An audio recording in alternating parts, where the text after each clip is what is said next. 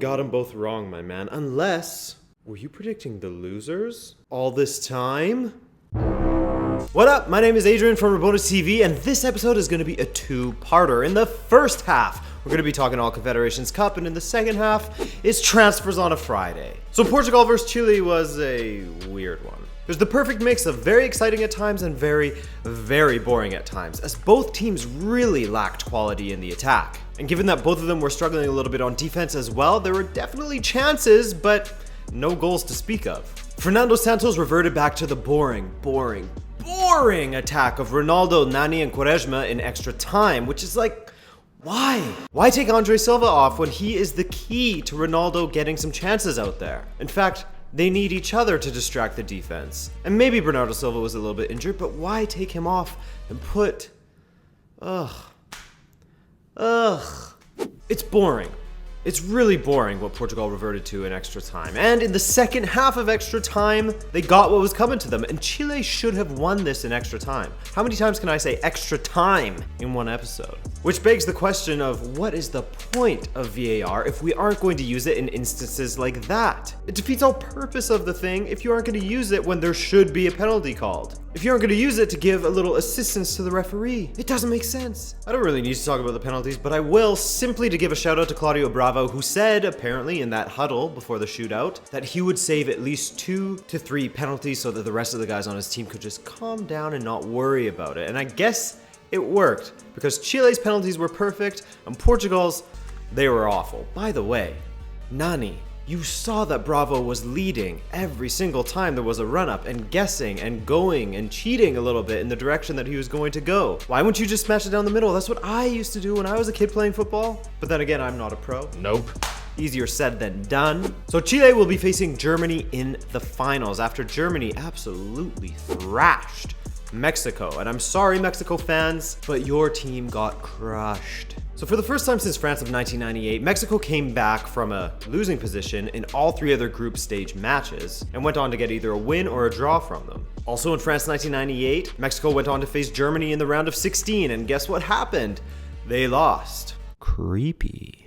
Mexico, as per usual in this match, came out of the blocks way too slow, and Germany, the exact opposite. And when 8 minutes went by, Goretzka already had a brace. You know it's bad when that happens. By the way, no doubt Goretzka will be sold to Bayern in the coming seasons. It won't be this summer, however, as Schalke is standing firm, saying they will not sell him. But it's gonna happen eventually. He'll be at Bayern Munich in 2 seasons, maybe? But after the first 2 goals, it just got worse for Mexico, as Germany added a further 2 to make it 4. They did score probably the goal of the tournament, however, as that free kick from Marco Fabian, filthy. So who's gonna win the final? For me, it's gotta be Germany. Chile didn't show enough quality in their attack again, and after 4 matches, you're starting to think, when is it going to show up for them?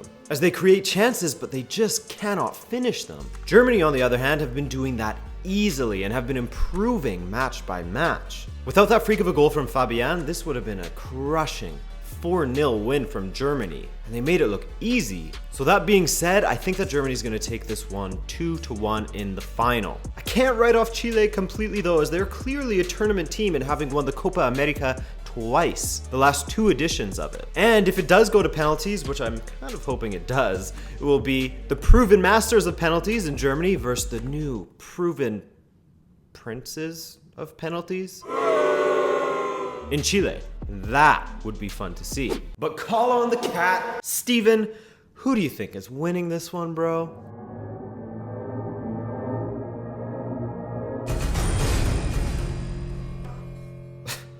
Way to play it safe and call the same thing as me. Unless, and we'll find out after this one, he's calling who is losing the matches. Unfortunately, I cannot communicate him to find out what he means when he eats the treats. But if he chooses the losers 3 times in a row, he's either A, about as good as you'd expect a cat to be at predicting football, or B, a genius.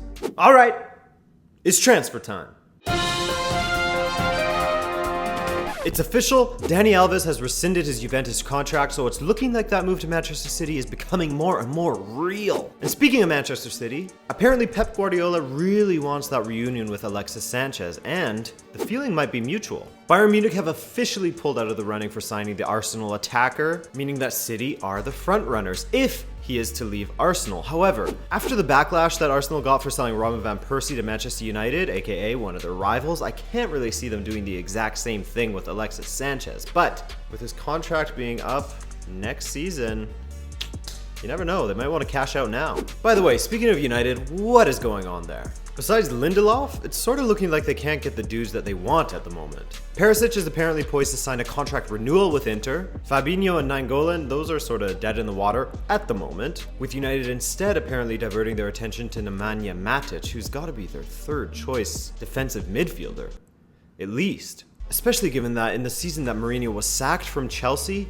Matic was terrible. But I don't know, maybe he still sees the light in him. And finally, Real Madrid looks like they want to hold on to Morata. So, we gotta bear in mind that this still is only June 30th by the time I publish this. And a lot can happen in July and August. Those are going to be 2 long months of transfer speculation and deals being closed, deals not being closed, all sorts of deals. But no doubt Mourinho is going to be very frustrated if they can only bring in his 3rd and 4th choices at striker and defensive midfield. Everton! My god, them and AC Milan are constantly in the transfer gossip columns. But Everton are looking to sign a former Manchester United player in Michael Keane. Now, originally it was looking that he was going to go back to Manchester United, but with the Lindelof signing, it doesn't look likely anymore. So, Everton is apparently close to a £25 million deal to bring the center back to their club to partner Ashley Williams, which could be a pretty damn good center back pairing for next season. So I think that Everton is a good club for him. He'll get European football, probably a shot at hitting the top 7, 6,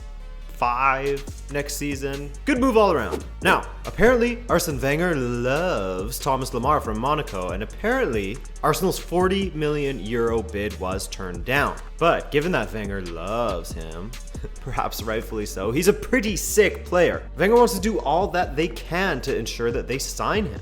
One of the problems is that apparently Monaco aren't willing to let go of Bakayoko and Lemar in the same transfer window. Fair enough. That's 2 big holes you have to fill. But if Arsenal can get him, given that Lemar was a standout player for Monaco last season, and the added benefit of Tottenham wanting to sign the player as well, apparently, this would be a great signing for Arsenal to add a little more potency to their wings. You know, not have to rely on Theo Walcott all the time. Or Alex Iwobi. Hey, by the way, speaking of Spurs, they are apparently interested in AC Milan midfielder Suso, who has lit it up at AC Milan in the last couple of seasons. Maybe not lit it up, but I mean, he's done well, considering AC Milan hasn't been lighting it up at all for the past few years. Regardless, he's definitely a completely different player from the one that we saw at Liverpool a few seasons ago. While we're at AC Milan, let's stick with AC Milan and talk about Fabio Borini, who passed his medical at the club and is looking to be part of that mass exodus from Sunderland. The Championships Sunderland, isn't it refreshing? I'm sorry if you're a Sunderland fan, but isn't it refreshing to say the Sunderland is a championship squad now? They have just been shite the last few seasons in the Premier League. It was about time they go down and sort their shit out and maybe come back up. But anyways, Borini, it looks like he's gonna get out of there and go back to Italy, which for me makes total sense. And just watch. It's gonna be one of those situations where he was kind of crap in England. He was okay, he wasn't the best, he wasn't awful. But he's gonna go back to his homeland and start banging in the goals. You know how Italian dudes are. They like to be close to mom and they don't like to move from home. I f with that. I wish I lived closer to my mom. Shout out to my mom. What's up? Love ya. And shout out to Italian moms. My girlfriend's mom just went to Italy. She brought us some great sausage. I was munching on it earlier. Loved it. So good luck to Fabio Borini at AC Milan. For some reason, I've always liked that guy. I don't know why. He's not the best player, but he's just one of those guys that's hard to dislike. And still on AC Milan. Donnarumma is apparently going to Real Madrid, but not now, in 2018. Apparently, him and his annoying agent, Mino Raiola, are wanting AC Milan to agree to a new contract that will have a clause in it that will allow Donnarumma to go to Real Madrid in 2018. If I was AC Milan, I would tell this kid to f*** off. Because if he gets that new contract, you know he's going to be making more money, so you stick to your little baby fees. You could f*** off to Real Madrid in the future. However, that does, now that I say that out loud, that does bear the problem that they won't get any money for Donnarumma if they do that. So, what they should do, get Donnarumma to sign that contract, agree for him to leave, find a replacement for him, make him the second goalkeeper at AC Milan. No, but then Real Madrid's not going to want to buy a second goalkeeper if he's not playing that much. All right, so buy a player, a reserve goalkeeper that'll be ready to take the reins from Donnarumma after next season. Give Donnarumma that contract with a stupid little clause in it so he can go to Real Madrid. Tell him to f off, and then you get your money. That's great. All right, guys, Cristiano Ronaldo update. Real Madrid have apparently frozen all ins and outs at the club until they speak with Cristiano Ronaldo and see what's up. What's going on, man? Why are you so sad? Why do you want to leave? We're sorry that we didn't back you up enough when the taxman came calling, but those taxmen are scary. They're like headshotting everybody right now, and we didn't want to put our neck on the line and have them come after us. But that being said, Ronaldo, please don't leave us. I honestly don't think he will be leaving Real Madrid because this guy loves to win, and he's at arguably the best club in the world right now. Not even arguably. Real Madrid is the best club in the world right now, let's be honest. Plus, he's on a huge contract. Winning team, lots of money. I can't see him leaving, no matter how much Pepe wants him to leave and go to PSG with him. And speaking of which, Pepe and PSG have finally opened up talks officially, and it's looking like he's going to be joining the club to partner up either Thiago Silva or Marquinhos, or maybe both of them in a 3-man back line. That would be fun, wouldn't it? I don't know. Regardless, this is going to be a great signing for PSG, as love him or hate him, Pepe is an incredible defender. And a testament to that is how much Portugal struggled against Chile when they didn't have him in the lineup. With his arrival though, apparently Serge Aurier wants to leave because he wants to go and join Juventus and be the successor to Dani Alves, which to me just screams tapping up, you know? Which I have no real issue with. Sure, it's annoying, but since when is tapping up a thing that clubs can report each other for? Doesn't it happen all the time? Let's be serious. Anyway, that'll be it, amigos. Thank you so much for watching this video. As always, I appreciate you guys so much. And thank you for 2K subscribers. Wow. My goal was to get to 1,000 after a year, and I've been doing this for 8 months now. So this is crazy. Thank you so much. I really appreciate anyone who has checked out my videos, subscribed, liked them, commented, all that. It makes me happy. I hope that you guys have a great weekend. It's Canada Day this weekend, so happy Canada Day to you. Have a drink in our honor, if you're of legal age. And I will see you guys on Tuesday. Bye.